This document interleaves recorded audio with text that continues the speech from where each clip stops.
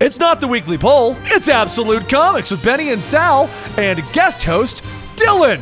So this is where you would picture the Batman 69 intro where Batgirl comes riding in at the very tail end. Oh, nice. Yes. You're everything I've ever Batgirl, wanted. Dylan. This is a special bonus episode of our Tuesday show that airs every Tuesday at 5 p.m. Eastern at twitch.tv/comicstorian. If you want to support the show and you want to keep it going, then consider going to our Twitch channel and subscribing to keep these shows coming out on a regular basis. You can also go to either one of our Patreons, patreon.com/comicpop or patreon.com/comicstorian. And for the lowest tier, get yourself access to this podcast along with whatever other products we are putting out for you. Or you can go to the merch store and check out our Absolute Comics merch. We have one shirt up right now, but hey, support the show, buy the shirt. Tell us you want more of this show. So, today's guest is going to be Dylan. Dylan, why don't you introduce yourself? Because I don't know what the hell you do anymore. Hello. I'm Dylan. I go by Orem a lot of places on the internet, so you might know me by that name. I used to do a lot of more comic book like video content on my channel, Orem's Corner, but now I just kind of do whatever. But if you go to my channel now, there is a comic book video.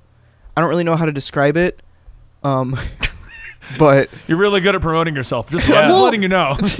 I did a video a while back on Secret Empire and how like it was just like an edited video of showing like people's extreme reactions to Secret Empire and then sort of recapping how that turned out. And I did a similar thing with people's extreme reactions to when Miles Morales was created. And I have some fun clips in there. There's one of Stephen Colbert being very racist. So it's fun. It's a fun video. So yeah, go check that out. All right. And so you guys know Sal. He's the usual co-host right here. Sal of Comic Pop. And today we're going to be doing a Joker discussion. The goal, hopefully, and we don't really have a time restraint, but we're going to talk about the movie for about 20 to 30 minutes for our opinions, what we thought, overall what our takeaway was. But I'm not a fan of just shoving our opinions down your throat, okay? So the other thing is going to be at the end, you are going to be our fourth guest. So at the end of our discussion, we're going to go through my Twitter where I tweeted out, what is your hot take on Joker?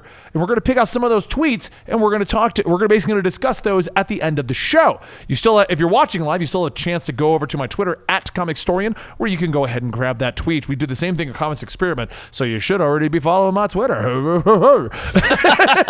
APP.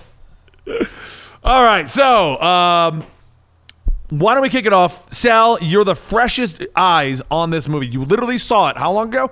I saw it last night, 8:30 p.m. I thought you were going to see it this morning. You're throwing me off. No, man. When you said you were going to go see it, we literally, Benny and I coordinated. He was like, I'm going to go right now. And I'm like, all right, I'm going to go in half an hour. So, yeah. No, we went. I saw it. Maybe I'm the last person to see it. I don't know. Dylan, did you see it today? Well, okay, Dylan's the oldest. Dylan, okay, then let's kick it off with this. First off, this is a spoiler cast. We're going to talk about the movie in intricate. But when I tweeted out that Dylan was going to be joining us as the third guest of the Absolute Comics Show to talk about Joker, my favorite response was, I want to see what Dylan says because his opinion is wrong. So what is your wrong opinion, Dylan? Because I don't think that's how opinions work. So from what I understand, the guy, I don't have his Twitter, but the guy was referring to a video I made like a month ago where I talked about some concerns that I had about the movie. And Benny, you and I talked about this because like without having seen the movie, I think that is an interesting like viewpoint that you can't have after seeing the movie of just like thoughts before it. Yeah. So, Sal, I know you're not in the loop, but we actually discussed the opinion of the concepts of the Joker and what it could be and what it could happen with it way before the movie, because once we saw it, our entire opinion was going to change, which it did. Of course. Yeah. That's what he's referencing. It was like a month and a half ago, we had an episode about Joker and what it means and stuff like that. So. Yeah. Right. And I did the expectations thereof, yeah. I did a similar thing, and my I made like 2 tweets on the movie and didn't really want to make a review, mostly because I didn't want to deal with the comments that would have come along with that review. That's fair. So then you agree to come on this show? Well, I feel like I have like 2 other people that will balance it out, and people are real mean in my comments, but they're a little nicer in your guys' comments. Okay. So, yeah, I mean, I'm sure you should get your fair share of hate as well. We take but, our lumps. Yeah. No, But everyone, I don't know what you guys are talking about. YouTube is the nicest place on the planet. Everyone is super friendly. no. No one ever complains about any decision that I make for my Super channel. level-headed people. of course.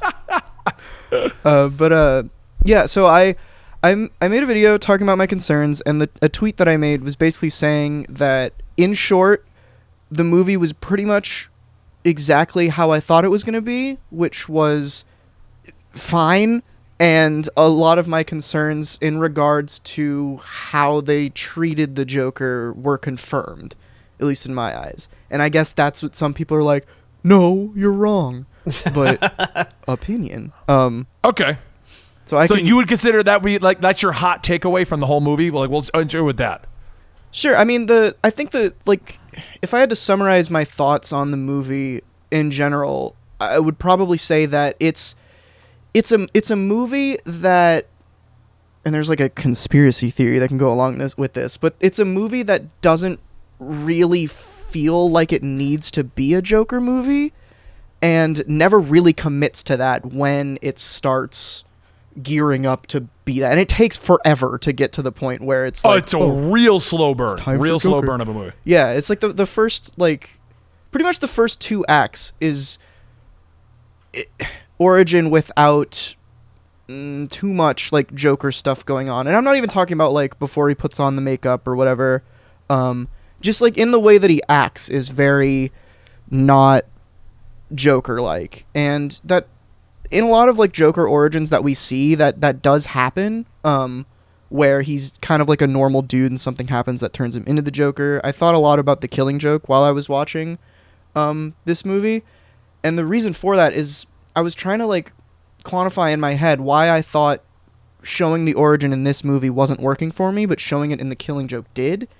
And I think the reason is because in The Killing Joke, it cuts between Joker being a crazy psychopath and him being a more normal kind of down on his luck comedian. But we don't get that other half in this movie. So there's a lot of just, here's this guy who, if you know who the Joker is supposed to be a crazy psychopath, but that's not really shown that much in the movie. And Okay. and when it is, it's sort of my main concern going into the movie, which I think this is probably controversial, but I think is confirmed. Keep in mind, Dylan, other people have to talk at some point. Just letting you know. I know. I just want to. No, This is my last thought. No, you're fine. We're going to go back and forth. You're going to get to speak again. Don't worry. This isn't the old school weekly poll style. Okay, maybe that's what I'm used to. But just to wrap up, my main concern was that they were going to try and make me empathize with the Joker, which is not something I want to do as someone who reads about the Joker and likes the Joker, and I think they did that in this movie. Okay. Sal, what's your hot take on that? It's Floor not is really yours. Thank you very much. I don't Sorry. know if I have a hot take so much as it's I didn't come into this movie with the expectations of an origin story or a comic book movie. And I think it's because they did a pretty good job of mitigating expectations with the marketing and with the promotions, where they were this is going to be something else. And it was from right on down from the cinematography to the trailer cutting, it felt like it's basically I know a lot of speculation was this is a movie that they changed the name of to Joker later. And I don't think that's true now that I've seen it, but I also still went into that movie with the expectation that it's a movie that's basically a character study about mental illness. And so when we didn't do and pay off all the things that you would expect from a Joker origin movie, I wasn't surprised or disappointed.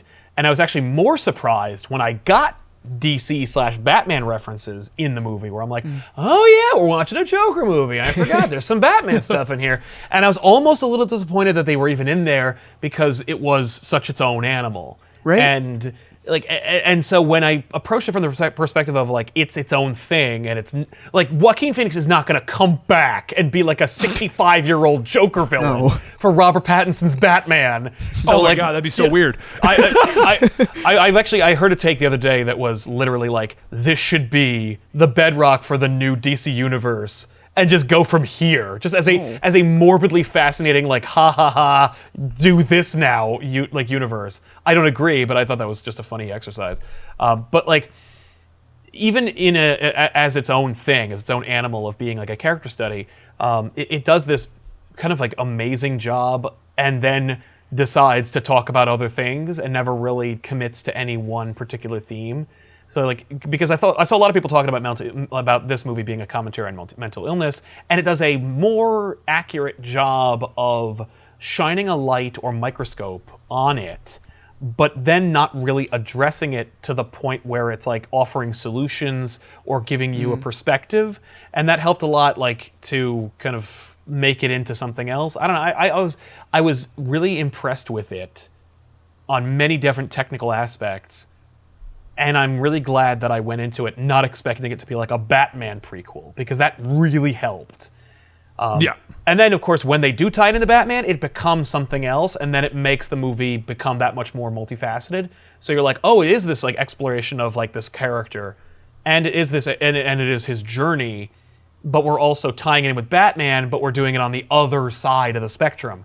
Like it's a Joker origin from the perspective of the Joker. And so, as such, we are meant to empathize with him. And so, Batman's world looks harsher and more unforgiving and terrible. And so, like, you also have to understand that, like, it's not really, like, reliable.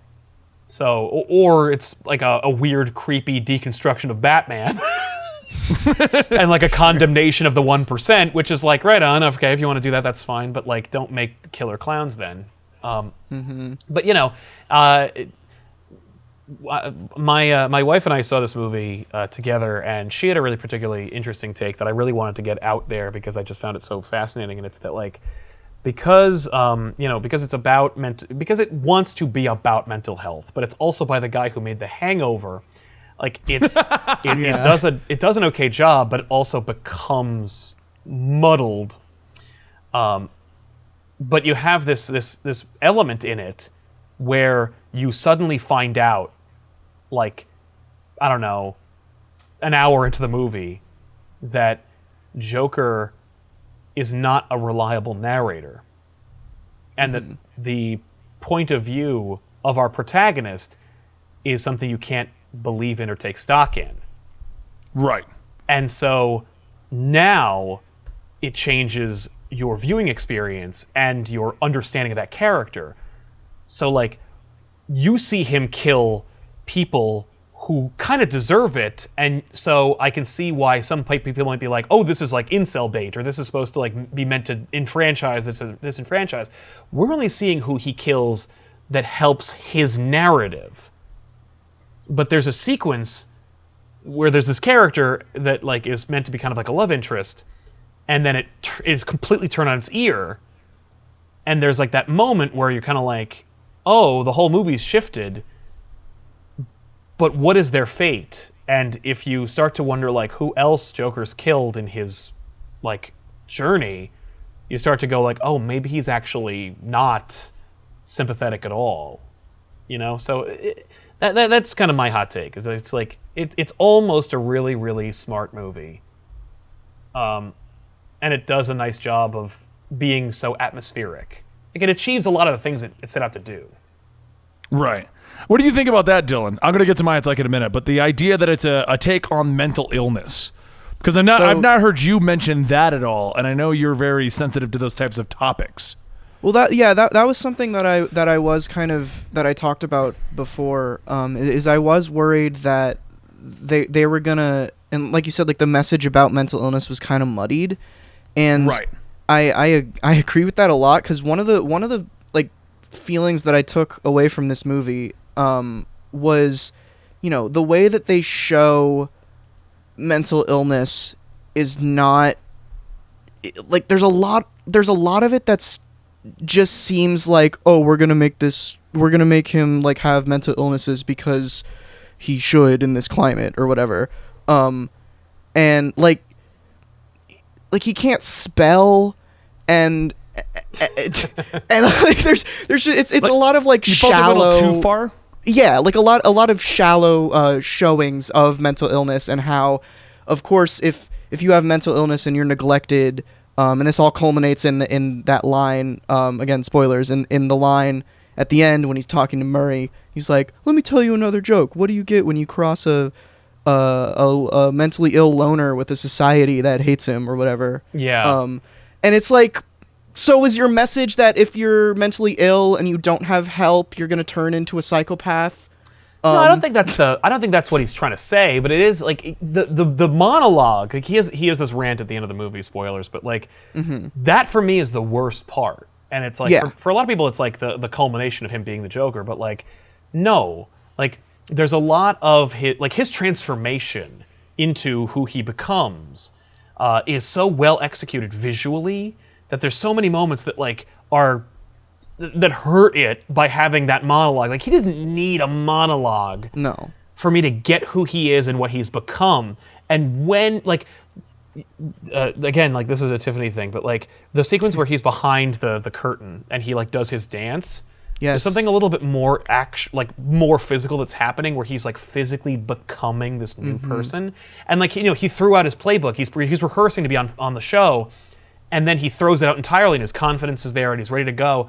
And it's like he has transformed, and we get that. And if you trust your audience to understand it, like we get it. He's there. His suicide plan is out the window. Right. Yeah. And now he's doing this. We don't need him to then get unhinged and be mad. Like we just need him to literally just say like to do the same thing you expected, and have him go like, "Hey, do you want me to tell a joke?" And the joke it has a different punchline. Like I feel like that. Like if Phillips had like trusted his audience a little more, you could have had a really like interesting sequence there that instead has this like actually it makes it more muddied. Because he has this Right. like unhinged monologue that shows that he's like not confident and he is unhappy and he's angry. Like he contradicts himself in that own thing where he says like, "Oh, I'm not political and I don't care about everybody else," and then he says like, "But I'm part of this group." Right. And it's like, well, which one is it, man? Like you didn't change your pick a mind. side. You didn't change your mind 30 seconds into this monologue. Like you did the dance behind the curtain. You turned into this person now. You're not that. So why do that? I don't know. Like, so that for me was my most problematic moment. It's the only moment where I was like, I don't care for that. Like, where I was like, oh, I wish they didn't do that. That was the only moment where I said, I wish they didn't do that. It was the monologue or rant, Right. really. I mean, I agree with you, Dylan. That I feel like it was a little too. They went the easier route to show mental illness, and I didn't like that. Like they did he bangs his head. Oh, he laughs uncontrollably and he can't spell. And it's like, I almost felt like that's every.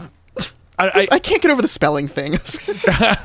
I mean, coming from when I was 16, I was in the freaks and the geeks kind of like thing with the spiked out hair and the over baggy pants, and it felt like every 16-year-old like emo goth kid that had access to his mom's car and an allowance would bang his head because he's messed up. You know what I mean? Yeah. Like, and I felt like a lot of look like at what me, the Joker I'm was doing was along that same line, and I know that is a thing that happens with mental illness.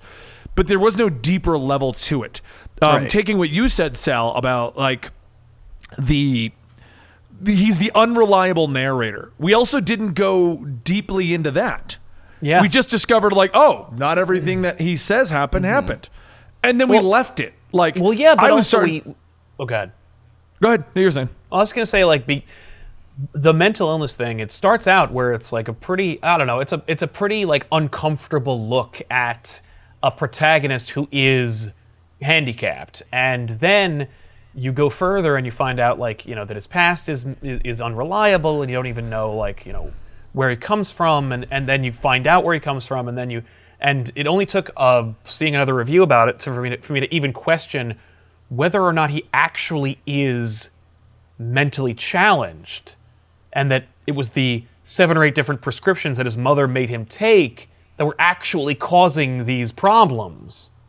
that I was actually, like, oh see, my that's god. what I thought at first. Right. Actually, when we got to the ending and the transformation into the Joker, confident, standing tall. His dances look like they're more choreographed. He knows what he's doing.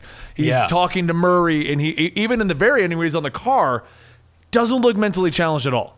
And I wonder the same it's a thing if different it was a lot of that person. Like, medication. he's definitely not the same person he was, and it's like the question is whether he has like changed mentally or not. I mean, like I honestly took it to mean like originally I was like, well, no, he was abused by his mother, and he has like he experienced, as I said earlier in his like report, that like he had blunt head trauma. I'll just go into my hot take on the whole thing. That way we have more to let's talk hear it. about in this stuff. So Exactly. overall, I'm very mixed on how I feel about the movie. I'm not going to sit here and say it's the greatest movie I've ever seen. And it's not. no. I don't think it is. I think a lot of people are hyping up this movie and watching it. And I watch a lot of indie flicks. I'm like, it wasn't even one of the better indie flicks I've seen. As a superhero movie, I even tweeted this. It's by no means a superhero movie in any way No. at all. Not even as a expect that. solid origin. I can't remember the movie that made me feel this way, but there's very few movies that within the first 5 minutes I felt uneasy and uncomfortable. Right. The way the score did it, the way that the lack of overall sounds at certain points, the way that we got to see the brutality of Gotham. I won't lie, within 30 minutes of it, I was debating if Natalie was enjoying it, and if she wasn't, we should go. Because Right. I didn't know where it was going to go with this movie, and 30 minutes in, I was uncomfortable. And I know that's what they were going for. They wanted me to feel weird for the Joker. I wouldn't say that I felt empathetic like you were worried about, Dylan. But at the same time, I didn't feel bad for him. I was just more worried where this is going to go. You know what I'm saying? Yeah. And Right. Natalie at one point said that she actually shed a tear when he started to learn about his past and everything. But that also plays into how much of that was reliable. We don't even know how much of that was over. Everything in the movie could have easily been him talking to the woman at the ending, and none of that's reliable. We don't Right. even know that story. I think I- we're meant to know which one's which, but like Yeah. yeah. I feel like because Todd Phillips, is that the director's Yeah, it's name? Todd Phillips, yeah. Yeah. He came out before the movie, like on press tours or whatever, and was talking about how the Joker is an unreliable narrator. Like going, so I knew that going in that was going to be Ah. played with, and the whole time I'm like, and that's like when the love interest character was introduced at first, I saw it with my friend Kevin, and like we turned to each other after like she like knocked on his door or whatever. Yeah. And we were like, "Oh God," because if that turned out to be real, that's Oh, a yeah. terrible example of showing any kind of love. Oh yeah. No, I was worried. I was like, is she crazy too? Is what? And then Yeah. And it's funny. That's Tiffany what was I like, thought- no, I he's thought, deaf. I thought maybe they might hype it up as being like this universe's version of Harley Quinn. Right. Like, I had that that's thought what a I few thought we were times gonna- too. I had that thought Yeah. for a second, and then I'm like, no, I hope she's not. a kid. Like, well, and then it's funny. The kid thing was the one that really tipped it over. Where I'm like, where is her daughter? Yeah, strangely absent. Then he But, goes to her the- apartment, and you're like, oh, Yeah, which it was a good payoff, and I'm glad that happened. But like with the unreliable narrator thing, that's like the only example of it, and Right. I feel like you can't start to like break down criticisms of his motivations with that unreliable narrator thing, because then everything didn't happen or everything did happen. and like, that's you can't call into question the reality of your film. You have to you have to have Exactly. rules and establish like what happened and what didn't happen, or at the very least, even if you don't make it clear in the film, you have to know as the filmmaker what Yes. really was real. And I gotta say, like there are a couple of like tent poles, like where it's like I would say that maybe Fleck's interaction with Wayne in the bathroom, like that might not have actually happened. But I think the interaction with Alfred at the gate definitely happened. yeah, And it's like I think the mental hospital thing and the grappling of the document, like that has to be real, because we've already been given two other origins for who he is, and now a third, and this has to be the replacement, or none of it is real, and it's like Yeah. it's a mess. Like the movie will be too messy. right. I mean, comparing this to the other most famous movie in which the narrator is unreliable, there's two that come to mind: Memento and most famously Fight Club. Yeah. In which the narrator is unreliable. We don't know what really happened, but I do know that by the time I got to the end of both of those movies, with a rewatch, I could pinpoint what was actually going on and what wasn't. Exactly. While with Joker, it was thrown in that he's unreliable. Rewatching it, I wouldn't know. Like, No. we can go I'd all the way have to back know. to the beginning of the movie. We can go all the way back to when the sign was taken and it was broken and stolen, and the other guy saying no, it wasn't. Was that Right. unreliable? Did none of that actually happen? Because in which case, none of it could have possibly happened. We don't know. Yeah, I would have to re-see it again. Like, Yeah, and 'cause- that's one thing that kind of bothered me about it was this unreliable narrator, which I like because that's what I like about the Joker. We don't know where he came from. We don't Yeah. know his origins. And I do like that even though we got a general idea of his origins, he's unreliable, and we still found out, well, she adopted him and we don't know who his parents are, and we don't know what started before all that. We don't know any of Right. this. This could have been anything. I think- did like go ahead. I was gonna say, I think if they played into the unreliable narrator thing a lot more and made it clear that, you know, like maybe in a different version of this movie where they play into that more, the Joker gang isn't actually a Joker gang. It's just a different like movement against the rich that he thinks he started and he thinks that is for him, but in reality he's just that crazy. Yeah. And you know, maybe he 100% fabricated the Thomas Wayne dad thing, which Yeah. I don't see a point. No, for I in wouldn't. the I movie wouldn't as it is. bother. But yeah. But I think it could have worked, and I think would have been better to, because when you're telling a Joker origin story, you have to be careful not to make it definitive. right. And I think they tried that here, but were scared or just didn't, for whatever reason, like go as full into it as I think they should have. I think they just Right. didn't. I think they just weren't interested in doing that. Like it was. Yeah. It felt like I felt Warner Bros. It was either that like Phillips wanted to do a story about like this character, and it happens to also be connected to Joker, and it's more. It's more like they were attracted to the story because now it could be anywhere and anything, and I deliberately picked a fake city so that it could be anywhere at any time, right? Because Right. you don't get a date, you don't get a you don't get a city. In my tweet, which we'll go to very soon, Rich Johnson of Bleeding Cool responded with, Joker takes place in 1984, the same year as Wonder Woman 2. Do not connect those. Oh no! Please don't. But I think Could you I think it was imagine more, in 1984, she's just like, did you hear about the burning in Gotham? that would be nuts, and I kind of like. I'm okay with that actually, like Why? because like I don't know, like because I think Robert Pattinson's around that age, right? Yeah, it could work. Yeah.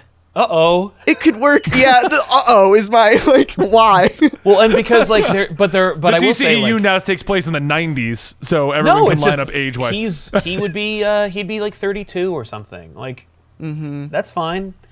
I would okay.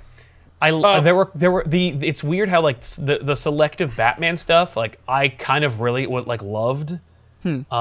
I don't know about you I guys. liked but all of it except the pearls. killing of the again. Waynes? Yeah. Well, I God. wish that was more ambiguous, but it was like it turned into the exact origin again. It was like, oh no! I'm just glad Joker didn't pull the trigger. yes, I was worried I'm about also that. glad that Joker didn't kill him, and I'm also Yeah. glad that like Joker didn't kill them. It is a like crime in Gotham wore a byproduct. mask that day, and it also like Yes. it allowed crime in Gotham to like have a personality. You know what I mean? Like Okay. this movie actually, if you look at it from the perspective of like, it's just a character study, like fine. But if you want to look at it from like a Joker movie comic book thing, you could also look at it from the perspective of like, this is the origin of Gotham. Gotham was a place of misery. Like New York, which is clearly where it is, was not like would never have allowed that kind of garbage strike like for as long, and like the tensions and everything like that. Like the hotbed of Gotham, and the fact that it would like it's so quickly gravitated towards like wearing a mask and theming their crime. Yeah. It makes Gotham like go, like, it's distinctly unique in that it attracts that form of criminal. It likes like people who theme themselves, like Mad Hatters and Riddlers and Two-Faces and stuff like that. And like that's kind of cool. I don't know about you guys. I mean, but, like, I do like that. I do like the idea that this was more the birth of Gotham. Yeah.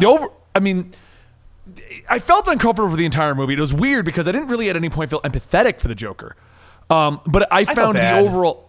I felt bad for what was happening to him, but not like because I knew where this was going to go. He was going Well, to turn yeah. into the Joker. You know, like Well, but that's this the was thing, like, and I oh, think I don't that's know what's just going to happen because we were both having different experiences. Because I was like, I'm not looking at it from the perspective of it being a comic book movie. So I'm like, this could be any Joker. Like, I don't care. Like, I Right. literally threw out all of my expectations of it being in comics and being like, we're just watching this guy. Let's just try. Let's see what they're trying. Let's see what he's And trying maybe I to could have been a say. bit more empathetic for him with that. You know, oh, we're just watching this one guy. But I feel like at all times, and part of the reason why I felt uneasy with this movie is I was waiting for the snap. And it wasn't until his friends Yeah. came into the apartment that we officially were like, oh, he's just done. Like, he didn't even debate with that guy. I think his name was Randall.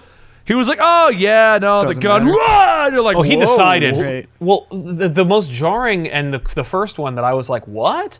Was actually when he kills his mother. Because for me, I'm like, that happened. There was very little build up to that sequence. Yeah. Yeah. It just kind of like happens. You don't really even get a good shot of her pre-smothering. And it's in a sequence where it's the line. Like that's the scene with the line from the trailer. It's the line everyone remembers about my life being a tragedy, about a comedy, not a tragedy. Like that's the scene that happens in, and it just he just kills her, and then it's done. And he doesn't really feel any remorse, and he doesn't and it's interesting how the killings are portrayed in this movie and or not portrayed. But yeah, I don't know. I was like, I kind of I got it. I was like, I'm with you. But it's just kind of like there are a couple of moments and elements to where I was like, you didn't quite either have the like maturity to execute it, or you just lost interest in that thing. Like, oh, I don't want to talk about that anymore. Like I want him to be connected to this thing about mental illness, but I also don't really want to like have a strong criticism there one way or the other. Besides that, like it's hard, like beyond like skin, like surface level, like Right. it sucks. Yeah. That's I could see that. I don't know about you guys. Did you catch that moment in the talk show where like it's clearly just ripped from Dark Knight Returns? Oh, I felt like the entire talk show sequence was a combination of Dark Knight Returns, We're in the loop. animated series. He always ended up on some television show that was being live aired. So I like that whole time at that point, I was just like, okay. You know what? Actually, I want to talk about this though. Oh, good. Is it just me or did the movie end like 3 or 4 times? it. Like I Yes. felt like when he went to the thing and it cut him off, like I was like, that's the ending. And then it Yeah. panned Right. out and we're still going. I'm like, where the do we movie like that was has, it? like- He's the Joker. Like Yeah. It has a lot of like like Sal, you said that they just kind of got disinterested with certain ideas at random points in Yeah. the movie. It has a lot of like, we're starting something, here we go, and then oh, never mind. And especially like towards the end where it's like, oh, he's in the car, we're gonna roll credits. Nope, he gets hit. Like Yeah, Yeah. it just keeps happening. and then they pull him out and you're like, oh, this is gonna be the beginning of the Joker gang. Nope, they left him there. Like Right. Very yeah. strange. Well, they all got arrested or something, I guess. I don't know. But then the ending where he kills the interviewer, and then we have this madcap Scooby-Doo-esque like ending of like where he's Yeah, running what from the was hallway. this? Well, and Yeah, then they who ended was it like that? well, because they ended it with the Warner Brothers like the end kind of like goofy Yeah. like Charlie Chaplin type ending. That's their way of being like. I guess their way of saying that this is a story and that it's not like, again, this may be unreliable. We don't even know if this even happened. Like, we're seeing this story. Clearly, they want us to think of it from the perspective of it being fiction. And I think that's like, that element I remember being like, oh yeah, that's kind of cool. Like, I actually really dug it. Like, because at first it was like, oh yeah, and then he's in it. Like, I was disappointed that they kept it going, you know, or in another scene where he's talking to her. But then, we also get another of my favorite moments when you connect it to a comic book where Joker's laughing and the interviewer says, like, what's so funny? And he says, I'm thinking of a joke and you wouldn't get it. Mm-hmm. And at first you're kind of like, okay, right on. But they cut to Bruce Wayne in the alley with his dead parents. And you're Yeah. like, are you doing a Batman thing? Like, are you doing a Killing Joke thing? Like, where it's like, no, the joke it's the Killing Joke. It's like where you're witnessing the birth of like directional madness. Like we're seeing Batman born, and Bruce Wayne going crazy. We're not going to make this kid scream and jump around or anything, but like we're just showing like this like both Arthur and Bruce are victims of physical and emotional trauma, and Right. as such, like we're seeing where that goes, and it's like that even like unconsciously, Joker knows that like something's about to happen. And it's like that Bruce is losing his parents is the joke that he knows, because it's the same joke. It's about insanity. And I'm like, that's kind of cool. Right. Wow. Way to pull a thing right at the last possible second Right. to make it about Batman. Like I didn't see that coming, and while I was like, again, like if I wanted to feel like a real like put together like pretentious jackass, it's like I would prefer no Batman whatsoever. And it's like the movie's called Joker. He's wearing the Cesar Romero outfit. Put Batman in the movie, please. They did it really well. Like that was another thing. I was like if they hadn't They shot, didn't cut ham to, up the Batman parts, in my opinion. It was Ah, like just enough to link it, but like it Well, wasn't like, like, okay, just- really, Batman? it was almost like Warner Brothers said there have to be at least 2 references to Bruce Wayne in this film. And Phillips was like, I'm going to do it in like the most mature way possible. Right. Yeah. And I'm like, that's cool, because this doesn't even have to be the Joker.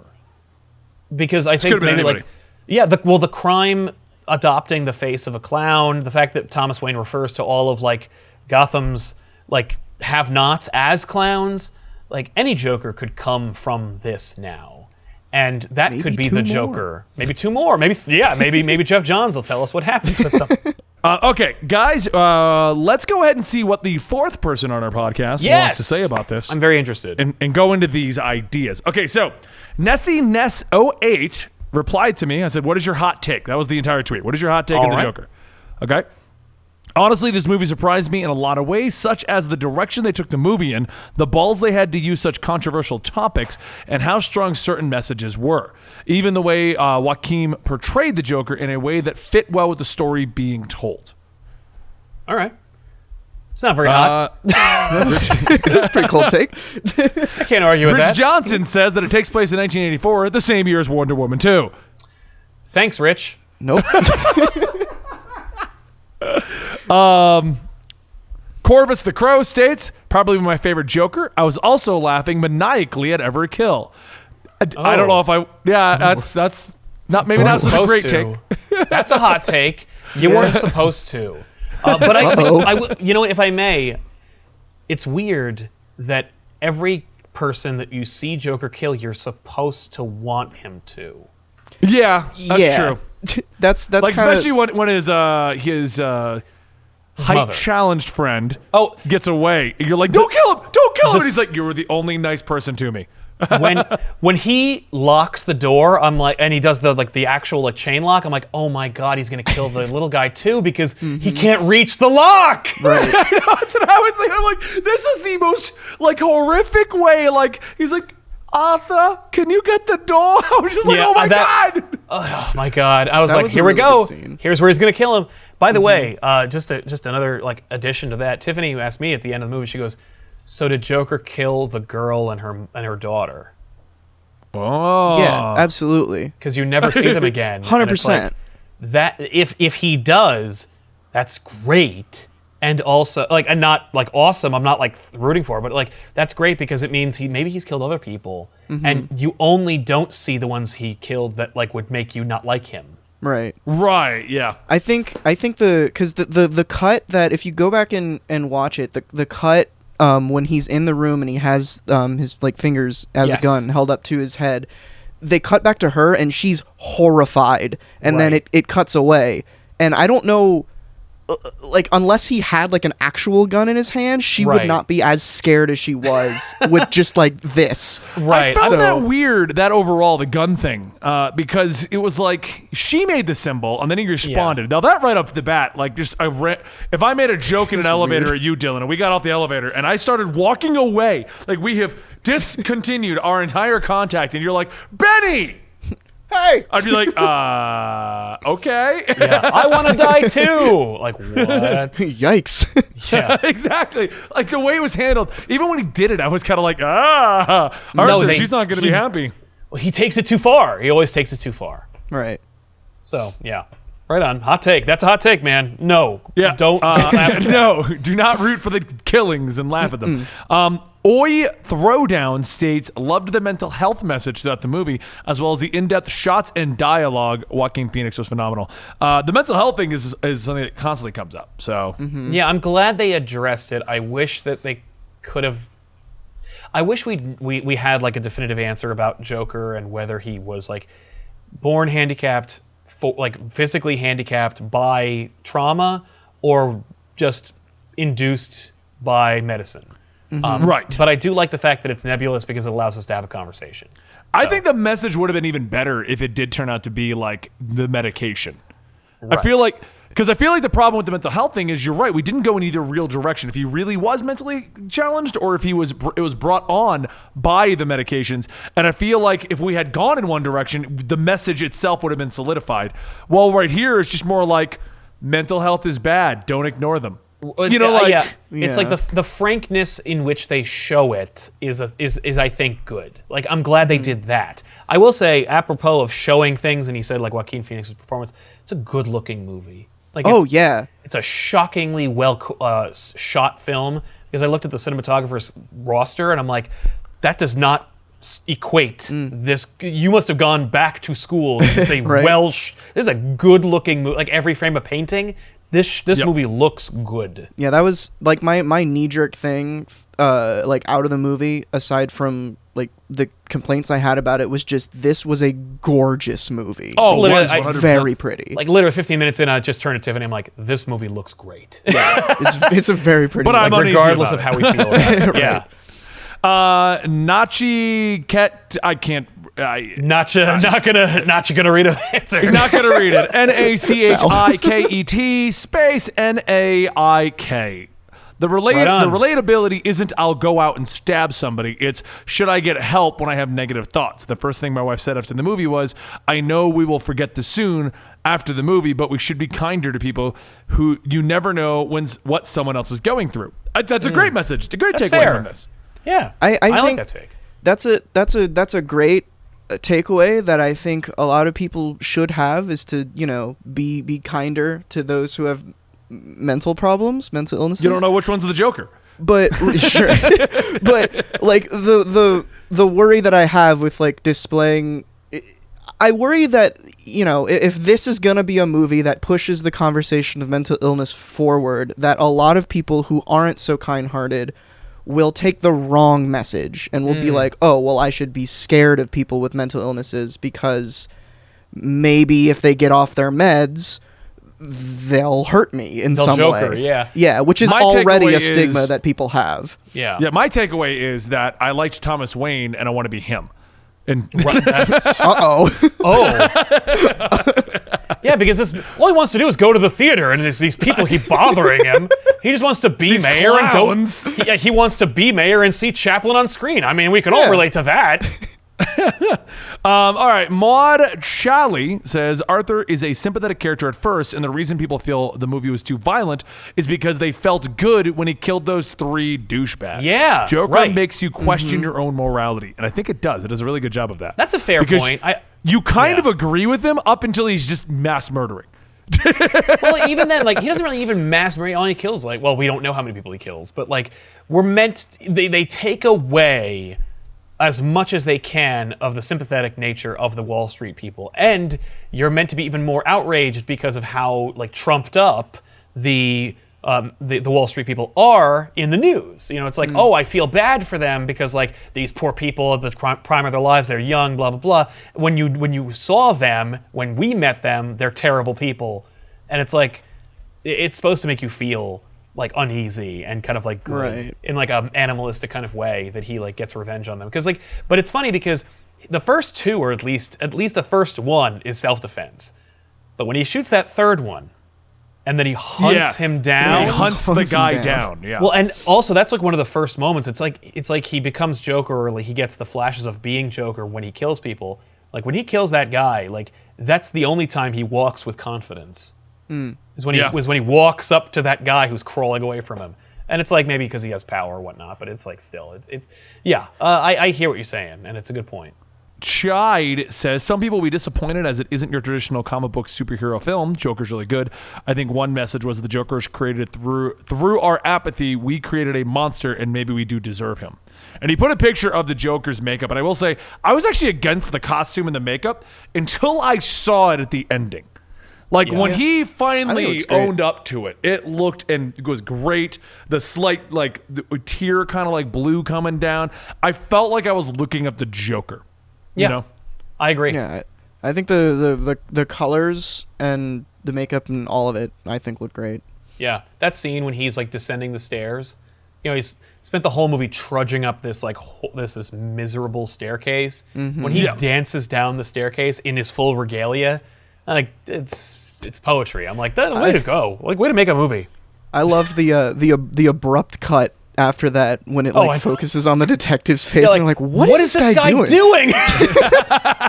Yeah, that was great. that was great. Well, you know what I liked about that was it just kind of opened up more to his narration of what he thinks he's doing and what he's enjoying is not what everyone else is seeing. Oh, the music. They're was not the seeing a biggest guy way who's to just do that. confident going down the stairs. Well, like, Right. well, with him, it's like we're through him, we're watching the movie, but then it's like, but there's also people here, and like, Yeah. you know, like when you're walking anywhere with headphones in, it's a very different experience from when other people are seeing you singing Ace of Base. It's like very, you know, it's two different realities. I will end it with this one. Ali El Sakut says, halfway through the movie, I was rooting for Arthur, and I've never really liked the Joker that much, waiting for his big moment, and boy, did this movie deliver. Except in the end, we have no clue how to interpret the movie after the final Arkham scene.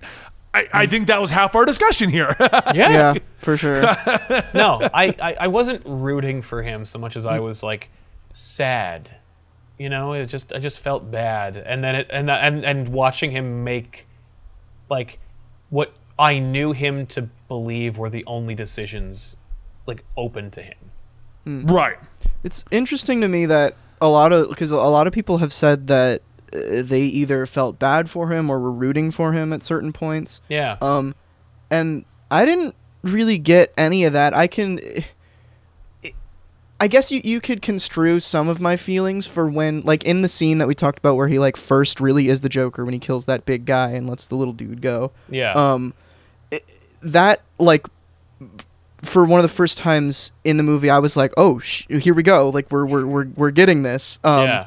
And I wasn't rooting for him, but I was just happy that we were finally getting, like, Joker stuff. Yes. Yeah. Yeah, I think it did finally feel like he had accepted because at that point he had decided that he was going to commit suicide, and Yeah. you almost got that confirmation when he let the little guy go because he was just kind of like, well, it doesn't Yeah. matter who you tell, like I'm gonna kill myself. Yeah, absolutely. And I No, honestly, totally. I feel like I was hoping, not because I wanted to see that guy die, just because I think it would have been a better scene as Joker. I was hoping he would let him walk out. And then he's like, yeah, you can go, and then just smash his head in the door. I was Honestly. really expecting that heel turn. Wow, Yeah. Dylan. That's what I thought was going to happen. That's what the Joker would do. Yeah, exactly. Well, and I think Benny, you got it right, where it's like he was still in a different place. Like it wasn't until he is in the dressing room and he says, "Can you bring me out as Joker?" Like I'm throwing the old book away. Yeah. Yeah, And I it's feel like- like for so, me, yeah. letting the guy go was twofold. One, it was we knew that Arthur had pretty much decided he was going to commit suicide on the show. Yeah. Like from all the stuff that I've done in the military with the hospital and mental health and stuff like that, one thing that you always know is, and you can see it on his face, when someone's decided they're going to commit suicide, you're not aware of that. Like Right. like people asking for help is one thing, but the people are like, oh, I'm going to go do it tonight. A lot of times they're like, no, you're not, because you don't tell people. Because when you actually have decided I'm going to go do it, most of the people are calm. They're just willing to give people what they want. They're just let the guy that's going to go rat the mouth to the police go because Yeah. they're not worried anymore. The end is coming for them. Yeah. And for me, that's what it was. But I also felt that the message there was twofold. Letting his the last person that was good to him and the last person that was his friend go was Arthur Fleck letting go of Arthur Fleck. And the Joker is the only thing that remains. Okay. I can see that. Yeah, I think that. I think there's a Yeah. third reason. The writers needed some character to tell to tell the detectives that Arthur Otherwise, Fleck they is wouldn't know who to definitely look the for. bad guy. Right. Well, I think also it's like maybe we really, really shouldn't kill the little person on screen. Like, Yeah, fair. but I mean, unless he killed a mother and her. Did anyone else think for a moment when he was like, Jesus, Arthur? I thought that he was possibly going to like join him and like be the first of the Joker gang. Oh God, no!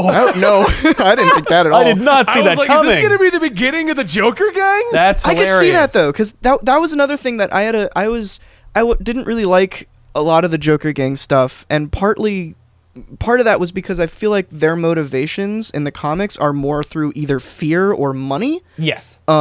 So if that guy did turn into like one of Joker's top lackeys or something, that would make sense because he's just terrified and he doesn't Yeah. know what exactly. will happen to him if he doesn't work for this guy. Right. So let's bring this episode of Absolute Comics to an end. I hope you guys enjoyed this. Dylan, where can they find you? What can they find you on? Who are you? Let's end with you doing that. Who are you? Who are you? By the way, your check's in the mail. I'm Dylan, also known as Orem. You can, if you just search Orem's Corner on YouTube, I'll pop up somewhere. My Twitter's at Orem Alexander. You can follow me on there. I make real bad tweets, but you might like them. I'll agree. Sometimes I message him. What was that? What was that all about, man? And Sal, they know you. You're the co-host here. You can be found at Comic Pop with the Patreon, patreon.com/Comic Pop. And I hope you guys enjoyed today's episode of Absolute Comics, brought to you every Tuesday right here at the Twitch channel, twitch.tv/comicstorian at 5 p.m. Eastern. If you like the show and you want to show your support, consider buying one of the Absolute Comics shirts in our merch store. You can subscribe to the Twitch channel, or you can join either Patreon, patreon.com/Comic Pop, or patreon.com/Comicstorian, and get early access to this video. Or if you really just want to listen to it, it goes up on iTunes, Spotify, and on its own YouTube channel a week after it's been filmed.